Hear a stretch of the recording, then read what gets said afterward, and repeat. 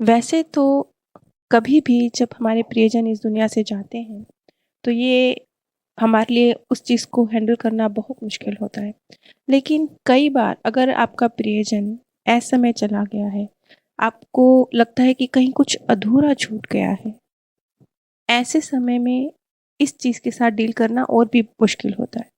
और ऐसे वक़्त में कई बार आपको लोग ये कहते हुए दिखाई देंगे कि हमें विश्वास नहीं होता वो चले गए हैं। नहीं, ये तो हो ही नहीं सकता कि वो चले गए हैं।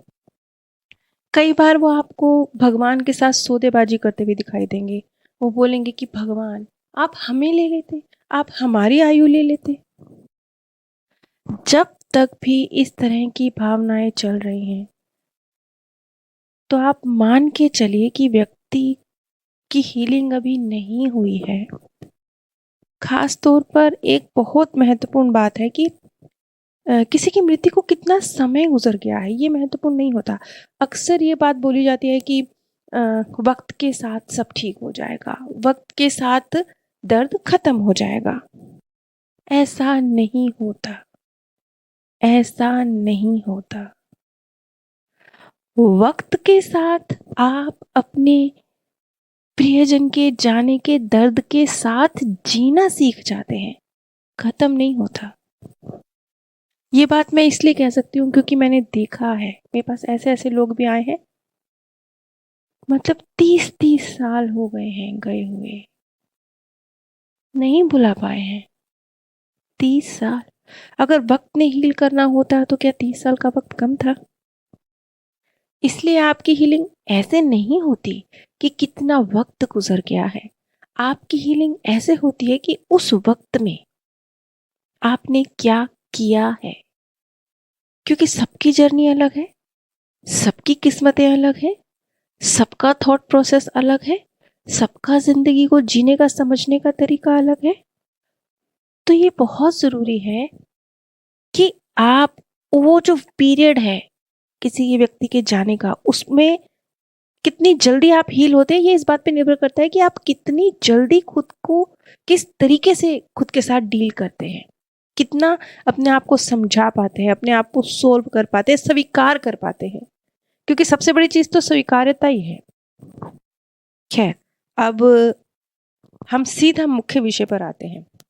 आज मैं आप सभी के साथ विजडम ऑफ सोल्स इस पुस्तक से एवेलिन की स्टोरी शेयर करने जा रही हूँ। एवेलिन लगभग 56 वर्षीय महिला है, वो 56 इयर्स की है और उनके भाई की मृत्यु को लगभग 40 साल गुजर चुके हैं। 40 साल का वक्त कम तो नहीं होता, बहुत होता है, पूरी मतलब एक आधी जिंदगी होती है। एवेलिन और उनके भाई जुड़वा भाई बहन थे और उनकी माता बहुत ही ज़्यादा एक भावनात्मक और शारीरिक रूप से भी टॉर्चर करने वाली महिला थी। तो जो उनकी माता का व्यवहार था उनके प्रति, एक बहुत गलत व्यवहार था दोनों भाई बहन के प्रति, जिसे उनके भाई स्वीकार नहीं कर सके, उसे झेल नहीं सके। वो 16 वर्ष की आयु के थे और 16 वर्ष की आयु में उन्होंने इन्हीं सब कारणों से आत्महत्या कर ली। अब यहाँ पर इस चीज़ को तो क्लियर नहीं किया गया कि एवेलिन की जो माता जी थी वो उनकी सौतेली माता जी थी या वो किसी मानसिक रोग से ग्रस्त थी, ये चीज़ नहीं क्लियर की गई है। एक्चुअली वो एक अलग लाइफ लेसन रहा होगा, एक अलग आत्मा है, तो सारी चीज़ें खुलकर नहीं आती हैं। वो भी एक महत्वपूर्ण है, जबकि देखा जाए तो इस केस में उनकी माता जी का रोल बड़ा महत्वपूर्ण है, लेकिन फिर भी वो साइड में है, वो ओपन नहीं खुला, वो ओपन नहीं हुआ। तो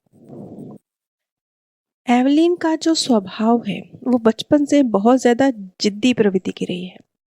वैसे अगर यहाँ पर देखा जाए ना, देखिए जिद अच्छी चीज़ नहीं है, लेकिन यहाँ मैं कहूँगी कि शायद एवेलिन की जिद थी कि वो अपनी माता के जो उन्होंने अब्यूज़ किया, उन्होंने जो गलत व्यवहार किया अपने बच्चों के साथ, उन सबको सहते हुए भी वो लाइफ के साथ चलती रही।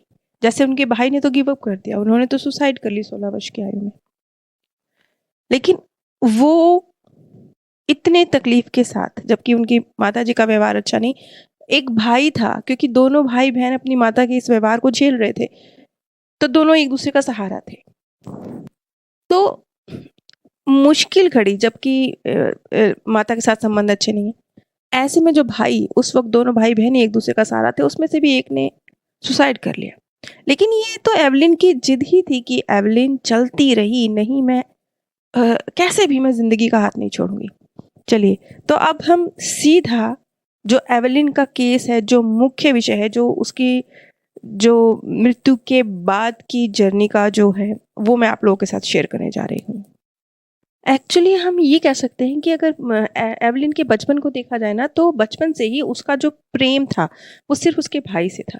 दोनों भाई बहन के बीच में मतलब एक गहरा प्रेम का रिश्ता, माता के साथ तो वो रिश्ता डेवलप हुआ ही नहीं।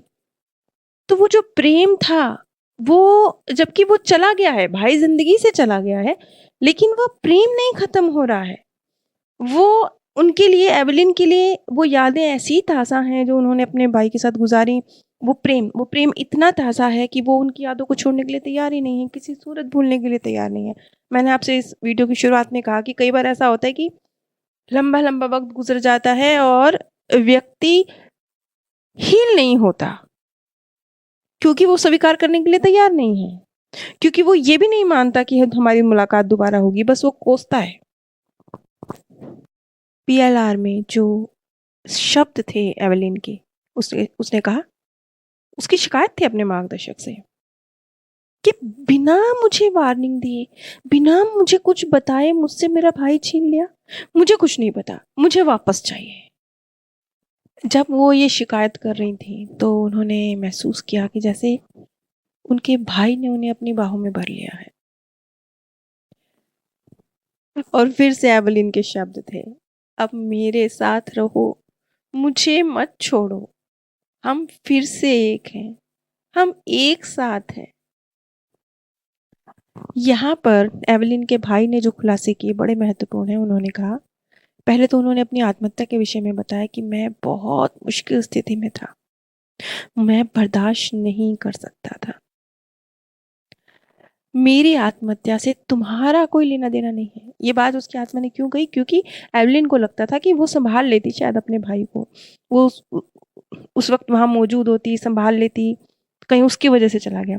तो उसके भाई ने कहा कि तुम्हारा कोई देना नहीं है मेरी आत्महत्या से।